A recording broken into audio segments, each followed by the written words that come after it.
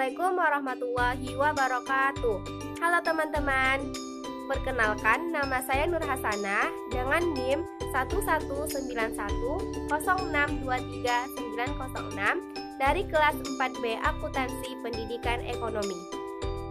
Baiklah, video saya kali ini untuk memenuhi tugas ujian akhir semester mata kuliah Ekonomi Makro di bawah bimbingan Ibu Salmia SPD MPDE.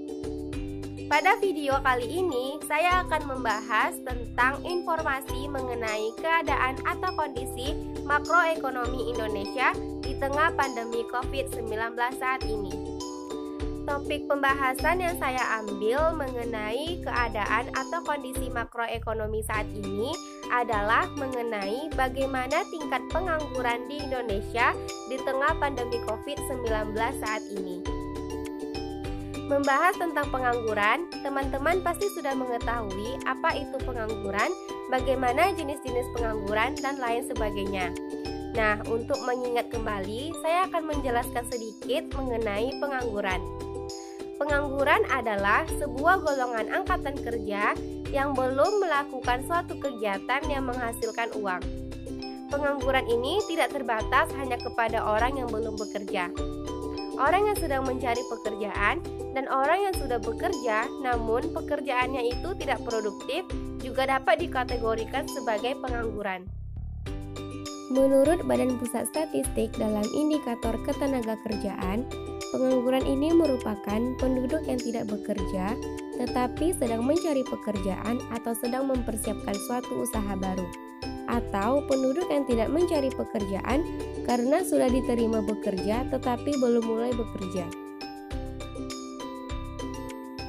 Membahas tentang pengangguran ini dibagi menjadi beberapa jenis, yaitu pengangguran terbuka, pengangguran terselubung, pengangguran siklikal, pengangguran struktural, pengangguran friksional, pengangguran teknologi, pengangguran musiman, dan setengah pengangguran.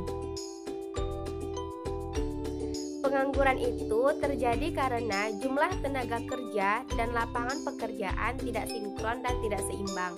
Lebih banyak orang yang mencari pekerjaan daripada lapangan pekerjaan yang tersedia. Kita bisa melihat tingkat pengangguran pada tahun 2019 itu mencapai 4,69%. Bahkan karena adanya COVID-19 ini, tingkat pengangguran di Indonesia mencapai 8,4%. Sejak diumumkannya secara resmi kasus pertama COVID-19 di Indonesia oleh Presiden Joko Widodo di Istana Negara pada tanggal 2 Maret 2020, sampai sekarang jumlah masyarakat Indonesia yang terpapar virus corona terus bertambah. Ternyata COVID-19 ini memberikan dampak yang begitu terasa bagi masyarakat Indonesia, baik itu dari segi ekonomi, sosial, maupun kegiatan-kegiatan lainnya.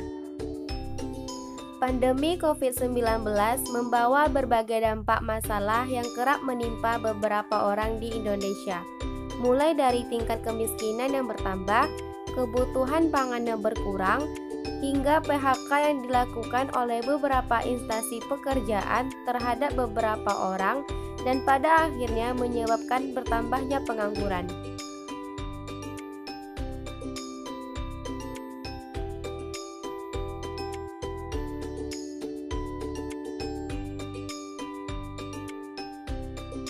Pandemi COVID-19 sangat memberi dampak yang begitu besar terhadap pengangguran di Indonesia. Badan Pusat Statistik merilis jumlah angkatan kerja pada Februari 2021 sebanyak 139,81 juta orang atau naik 1,59 juta orang dibanding Agustus pada tahun 2020. Sejalan dengan kenaikan jumlah angkatan kerja, tingkat partisipasi angkatan kerja juga naik sebesar 0,31 persen poin. Dikutip dari laman resmi Badan Pusat Statistik, disebutkan tingkat pengangguran terbuka pada Februari 2021 sebesar 6,26% atau turun sebesar 0,81% dibandingkan pada Agustus tahun 2020. Dicatat pula penduduk yang bekerja sebanyak 131,9 juta orang atau meningkat sebesar 2,61 juta orang dibandingkan pada Agustus tahun 2020. Badan Pusat Statistik mencatat pengangguran karena adanya COVID-19 sebanyak 1,62 juta orang, bukan angkatan kerja karena COVID-19 yaitu 0,65 juta orang, sementara tidak bekerja karena adanya COVID-19 sebanyak 1,11 juta orang, dan penduduk bekerja yang mengalami pengurangan jam kerja karena COVID-19 berjumlah 15,72 juta orang. Mengenai lapangan pekerjaan yang mengalami peningkatan persentase terbesar adalah sektor penyediaan akomodasi dan makan minum sebesar 0,34%. Sementara sektor yang mengalami penurunan terbesar yaitu sektor transportasi dan pergudangan sebesar 0,30%. Lalu pertanyaannya, bagaimana kebijakan pemerintah dalam menekan angka pengangguran di Indonesia selama pandemi? Dalam upaya menekan angka pengangguran di Indonesia selama pandemi, pemerintah telah mengeluarkan beberapa kebijakan. Yang pertama, Kementerian Tenaga Kerja melakukan pelatihan berbasis kompetensi dengan mengoptimalkan Balai Latihan Kerja di bawah Kementerian Tenaga Kerja. Pelatihan ini tetap dilakukan dengan melalui model blended training maupun full secara luring dengan protokol kesehatan. Kebijakan kedua yang dilakukan pemerintah untuk menekan angka pengangguran di Indonesia selama pandemi COVID-19 adalah dengan meluncurkan berbagai stimulus fiskal. Sebagai contoh, pemerintah telah memberikan berbagai keringanan pajak untuk pegawai maupun untuk para pengusaha guna mencegah terjadinya PHK dan membantu pelaku usaha.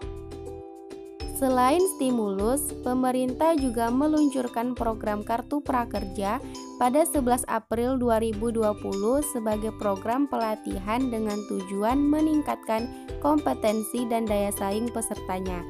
Masih ada pula skema bantuan sosial bagi para peserta Kartu Prakerja untuk mencegah penurunan kesejahteraan masyarakat terdampak pandemi COVID-19 yang belum tercakup dalam skema bansos reguler.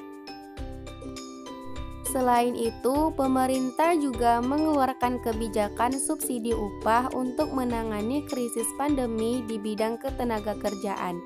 Bantuan ini berupa uang tunai sebesar 600.000 selama 4 bulan dan disalurkan kepada pekerja yang terdaftar di BPJS Ketenagakerjaan dan memiliki gaji di bawah 5 juta.